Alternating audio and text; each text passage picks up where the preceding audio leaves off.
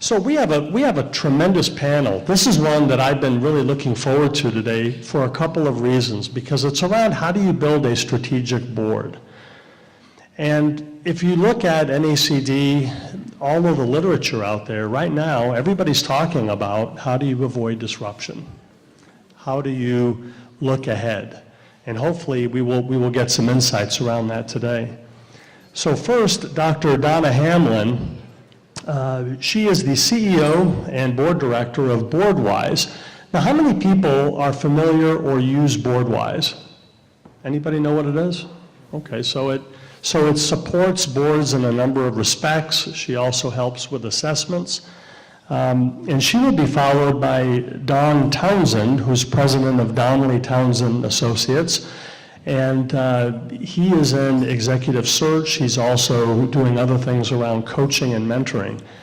One of the interesting things about both of these people and about this panel is that it hits a theme that we had here today, which is global business. I had a conversation with our table earlier that we're moving towards global business if we're not already there. Both of these people have been all over the place. You can look at their bios from Malaysia to San Diego, 42 countries. In fact, Don specializes in helping place people both abroad and here in the States, working for foreign companies. So we're going to get a real global perspective. So with that, I'm going to turn this over to our panelists and get them going. So please help me welcome Dr. Donna Hamlin and Don Townsend.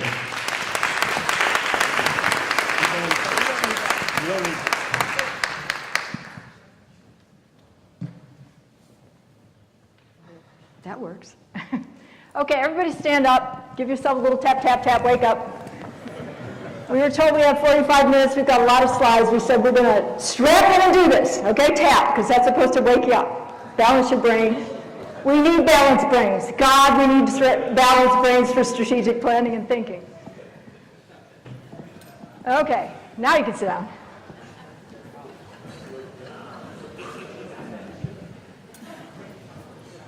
All right. Donna, we got to get on the platform or the video won't work.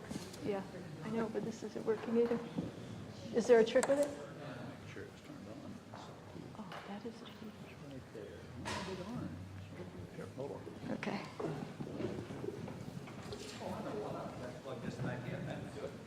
It's all in the details. It'll take it a second to jam up there, but it should work. Try it now and see if it works now. There we go. There we go. We're going to talk about building a strategic board, but to do that, we should talk a little bit about what we mean by strategy. So let me ask you this simple question to start with. If this circle represents a barricade, if you will, inside the circle is everything about your business, all its operations, everything that's going on. Outside is all the world of stuff and things that hits or attacks or is an opportunity toward the business. Where does strategy sit? Right on the circle. It looks outside to decide about opportunities and threats, and inside you manage everything you can to increase the performance and the opportunity of the business. So you've got tactics on the inside, you've got objectives on the outside. Now let me ask you a different question that's a little more complicated. Who owns the strategy? Is it the executive team or the board? Yes. Yeah. Historically, it was that the board owned the strategy. And then time went by and people said, that isn't working. We need check and balance. So we're going to switch that now. And the board has the right to oversee it, approve it, monitor the success, whereas the management team is responsible for the definition of it and the execution of it. Now, this is what came out of that. This is data that was collected to say, how's that working for us? And you can see the directors are unhappy. And you can also see that the managers are unhappy. So perfect. We have a perfect system that makes everybody equally miserable. Okay, So what we've decided now is that we need something down the middle that's a stranglehold that gets the opportunity for strategic thinking that actually works for us and get out of this slump that we're in. Now, here are some suggestions on how we might do that. One is this push for strategic engagement, which means can we get the ideas of effective directors who've had experience outside the system in some cases and bring that in without mucking up the check and balance. Now, one of the things that we're finding that works for that is to create some kind of offsite, and somebody last night was talking about that, where you bring the board and the management together, not to do the strategic plan, but to look at the longer horizon of the business and do the strategic thinking. And we found with our clients that works very well because you inform the whole group around strategic thought, but then the mission of the management to go back and take that and use it in some way to come up with the plan with a shorter horizon actually works. And we've found that that as a best practice is working across the globe. So that is one thing. Now, if you prepare for that retreat carefully enough, where you're actually getting the topics clear and you're not just random ideation, you're going to get some value out of that process. When you're actually doing that, have the questions lined up so that you're thinking with focus as opposed to too much green fields, if you will. And that, of course, presumes that you have a board that's oriented towards strategic thinking. And that may not be true, but Don's going to talk about why that's sometimes not true. Are you going to show me how to operate this? Push a button. Did I go too far? Okay, thank you. Thanks, Donna. Well, one of the things that I talk with boards about and nominating committees and governance committees about a lot is what kind of board they want to have, sort of good starting point. And I found over the years that a lot of boards and governance committees haven't given much thought to what sort of board do we need, what fits with our organization. And so I sketched this out as the beginnings of a tool to use, and it's only a part of the spectrum. You might think over here on the far left, down below the screen, is the early stage company where the board actually has to fill in for management sometime. That's a normal starting place for an early stage company. And you might think off to the far right somewhere is like the board of directors that you need for, say, a Fortune 10 company. Organizations evolve, they go through different phases, and they need different kinds of boards. So one of the things I talk to some companies about is what I've called an everyday board and others a strategic board. I'll give you an example. Two companies, both clients of mine, roughly $2 billion in revenue, roughly the same price to earnings multiple, similar on a lot of economic measures. Both traded on the NASDAQ. One needs an everyday board. Single product, limited geography, just a region of the United States. Emphasis is on operational excellence. They generate enough cash to fund all their operations. The other, same revenues, multiple products, multiple distribution channels, sells all over the world, engineers all over the world, manufacturers all over the world, bleeding edge technology, lots of intellectual property. They need a different kind of board, even though they're both similarly sized public companies. So what do we say about an everyday board that I think fits well for lots and lots of companies? If they have these characteristics.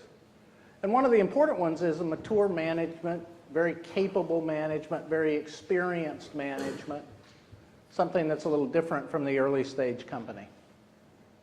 In the middle, what I call the effective board meets the needs of a lot more enterprises. Hundreds of companies would be, I think, well served by an effective board. They have a more complex regulatory environment. They have a more complex set of skills on the board. And it's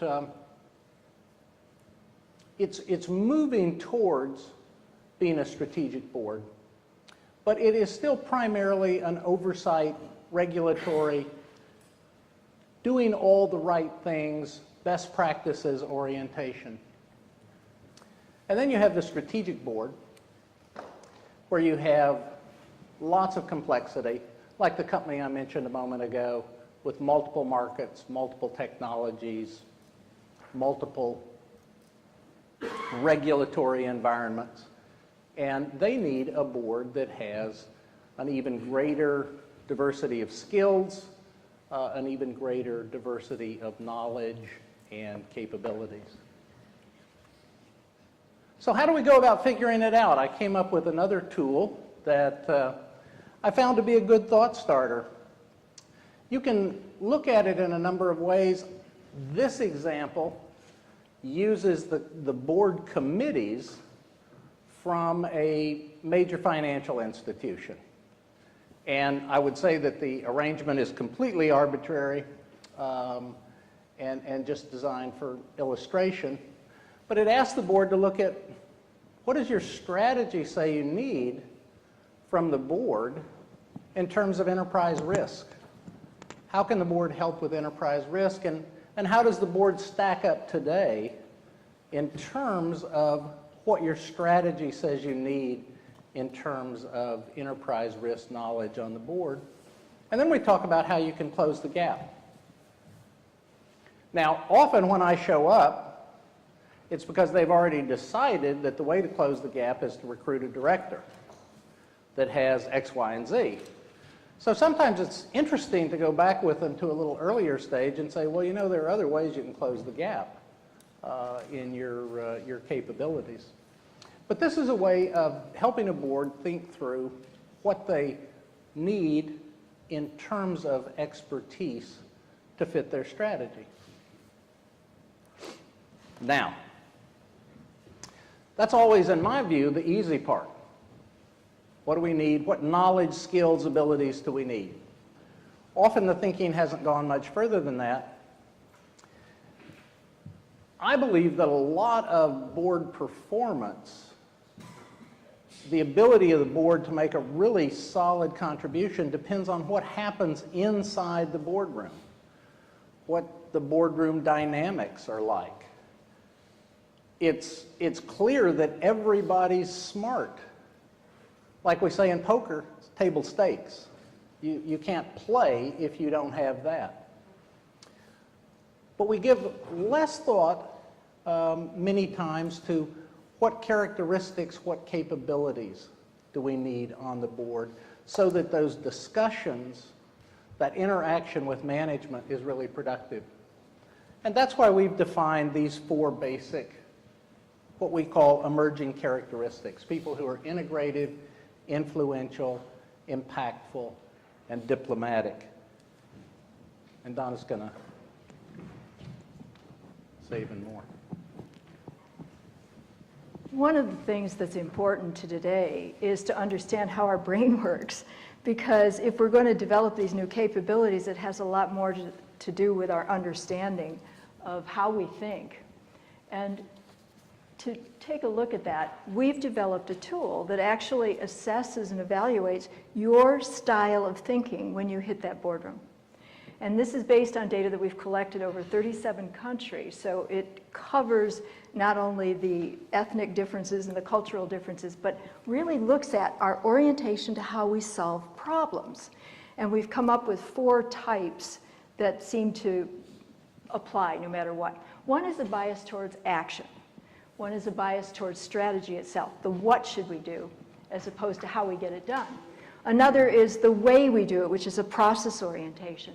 And the next one is who should do it. It's focused around people.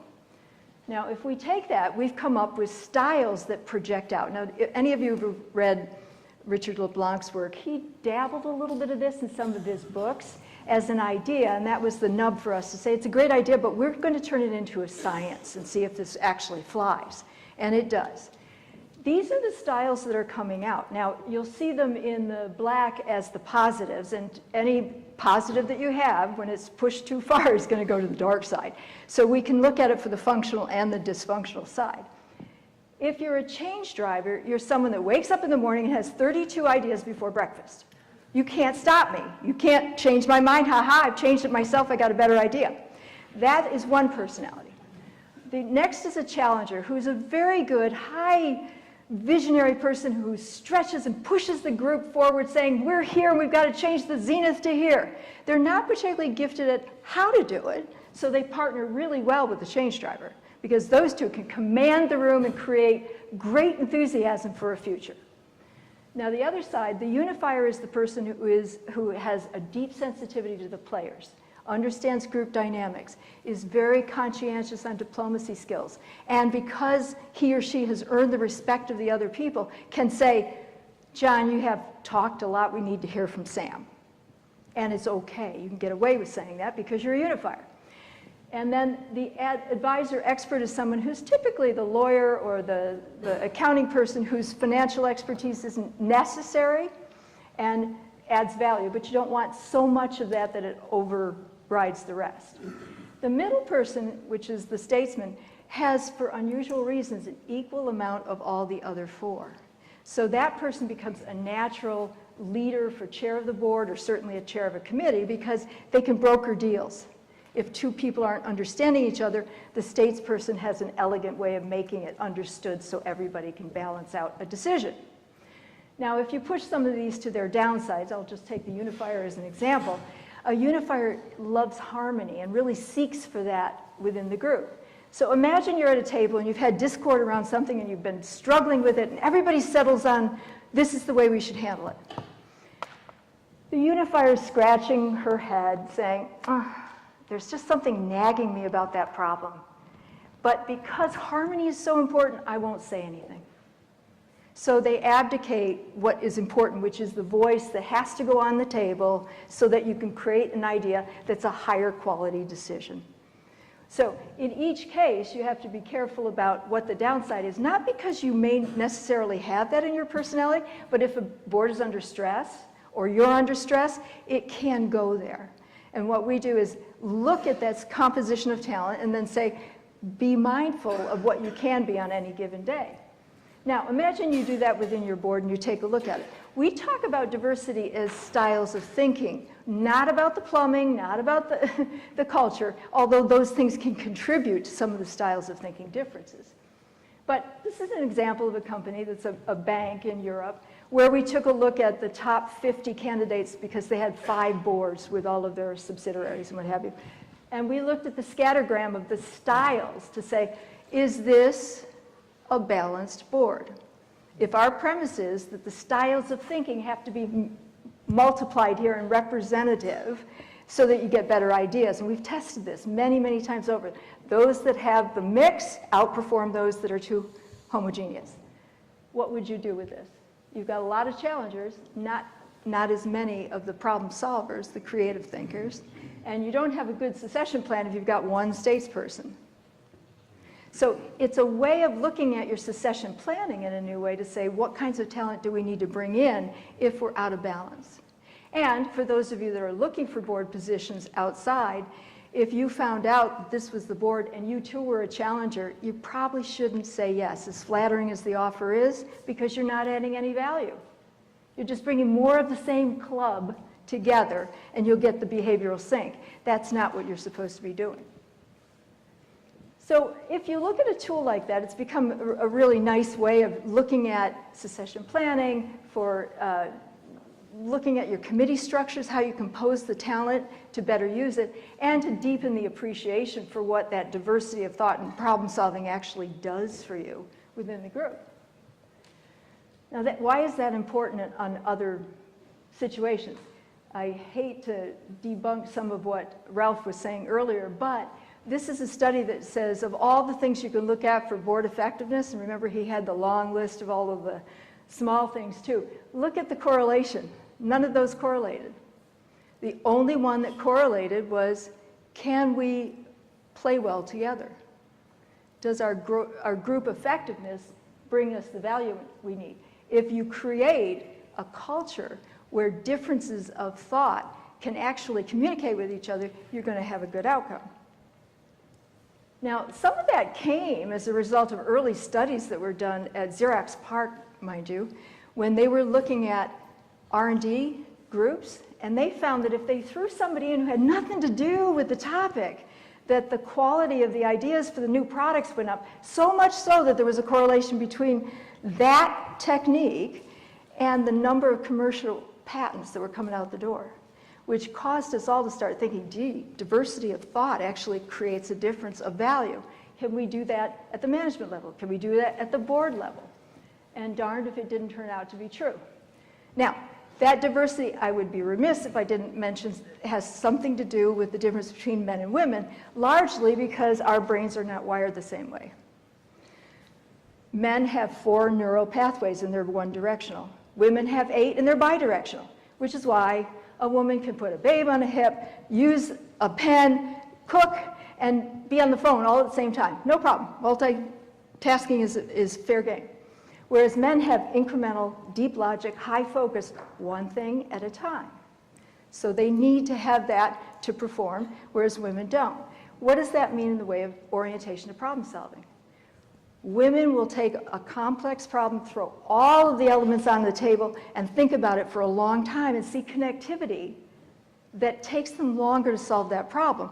But the outcome is generally a longer-term solution. Whereas men will look at an incremental solution and say, if that doesn't work, we'll switch it later. Now, both of those ideas combined can add real value. That said, it's confusing and frustrating for people if they don't have compassion for that. Another thing that's come out of some studies is that because of that connectivity of thought, women have a higher precedence for moral reasoning. They take more factors in, they slow down, think about the consequences of those things, and so the decisions they make have a higher ethical bent, typically. And that's valuable for companies, especially as we're looking at long-term thinking. So, yeah, the studies are really consistent in this, and they're persnickety studies, and they're all over the globe, but we know that putting women on the boards makes a difference. Having said that, the pipeline development and the activities going on are not that great if you look at it. I mean, the US isn't so bad, but look at Japan. They're still saying, what's a woman? They don't know, they're still trying to figure it out. So we get that it's true, but we don't do as much as we could about that. So we see, why aren't we there? This is what we say we want, but it's not necessarily what we know how to manage. We're not comfortable with it.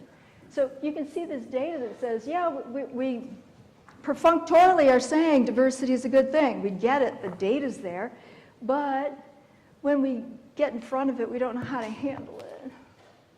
So one of the diversity challenges, I think, is that the currency for effectiveness in business is trust. And I know we talked about that this morning a lot. Trust is the important factor, but we're not good at it. And part of that problem is that we're wired from early tribal lore to trust your family, protect your family, be careful. We're not wired for that delta of difference that, if you're together and you're in a board and you're all sort of a club and you all understand each other, that's one thing. Yeah, you can get things done. But if you actually have to listen to somebody else who thinks entirely different than you, it's work. And most of us aren't thinking it's going to pay off to put that much work in. So we are a little bit not masters of the trade we need. So if you're looking at that, what can we do about it? Well, one of those is to look at the due diligence on our own boards and say, are we doing this the right way? And can we create a system that ensures that we go against our gut and build that skill? And build directors that have the social fitness and the maturity to handle this. Social fitness is an important skill, and we're doing a lot of grooming on that. For those of you who aren't familiar with the term, because it's kind of a new one, it is to teach us the mature ways of handling courageous conversations, mature differences of opinion, and how we do that. You know that we're within 3 minutes meeting someone, you have 6 questions you ask yourself unconsciously. So I say, do I want to nurture you? Do I want to be nurtured by you? Do I want to attack you? Do I want to run away from you? Do I want to submit to you? Do I want to have sex with you? Anyone want to guess which one I picked? Those 6 things are done. Now, if you're wired for that, are you mature enough to socially get over that and move on to the other subjects in a hurry so that you can figure out what we're going to do with this difference of thought? And because you're only on boards like every other month or maybe even once a quarter, you do have to invest more of your private time to get to know people because you don't know them well in the few hours of a board meeting. You have to take the extra time. Now, another topic here is board evaluations, which were discussed a little bit this morning as well. We do believe that independent third-party board evaluations, of course we would believe this, are important. But we actually do find that those companies that are asking for that, while it's not legally required here, it is more so in Europe. There's a great push for that going on. And we find that if people are mature enough to take that on, they're going to surface some things that will increase the qualitative value of what's going on as well as some of the operational things. Another thing to know is that the accountability for corporate governance is stretching. If you didn't get a little sense of that this morning, I'd be astonished. It's also being pushed very much through Europe. The definition of what it means to be a director and the responsibilities is hard to even know when governance starts and when it ends. And some of that is because many of the European clients that we're working with are thinking about owning the planet. Not just the business and the stakeholders, but owning the issues that we all face, that we share together. And they're colluding in a constructive way to look at those issues. If we don't look at the environment, we won't have a business. We won't have a planet anyway. So there's a real stretch here, which scares a lot of the American companies because they think they're already overloaded. Imagine now that you've got to be responsible for the planet. But they are talking about Governance 3.0, which is a whole new rev. And if you think you've got duties now, don't go to Europe or don't go to Australia. They're pushing it there too. Now, having said all of that, these are the competencies that we're saying are the new director duty skills that you want to screen against. This list is probably not complete, but it's darn good in terms of if you want to be a good strategist and you want to do these things, what should you be working on for yourselves and what should you be looking for that complements the rest of you on the group? We know that's not for the faint of heart. And many people who are looking at this say, well, how can I get better? What do I do? I think I'll go talk to some friends of mine that are on boards elsewhere. And getting some resources and a network around you to get some ideas is a good idea. Now, it works to the extent that people are straight with you or can tell you something that's substantive. And so you can try it. You can be like the birds that are hanging out. And one of them's looking to focus, I guess. It didn't quite work out. But you get some feedback. Now, if you don't get that feedback, then you can look elsewhere. And what we're recommending for best practices is that you do reach out to people who are collecting data, looking at things, helping you with things that you might be able to adapt or adopt. You don't have to conform completely with a copy, but you might find something that could be shaped and contoured that would help you do this in a new way that will improve. We're all about looking at companies doing their personal best as opposed to competitive best. So you can borrow and transform and get better and better. Lots of the board evaluations that are done today don't do that. They just look at here we are. And we have some that don't even want to write the data down. They're so afraid of shareholder activism and what have you. So they talk and then they burn the papers and they have a little ritual of the fire. They put it away because then they can't own it if anything comes up. But it's a different world. Do you know in Vietnam, if you do your board evaluations, which are now legally required, you must not only do them, but you have to present the findings at the annual shareholder meeting. That's not just a little disclosure in your filings. That's a full disclosure, open kimono. Now, if a country like Vietnam that's trying to build up what it's doing is going to do that, I think transparency is following as we go. I mean, we push for it, but when somebody shows it off like that, we're going to follow. It's just a matter of time. So with that in mind,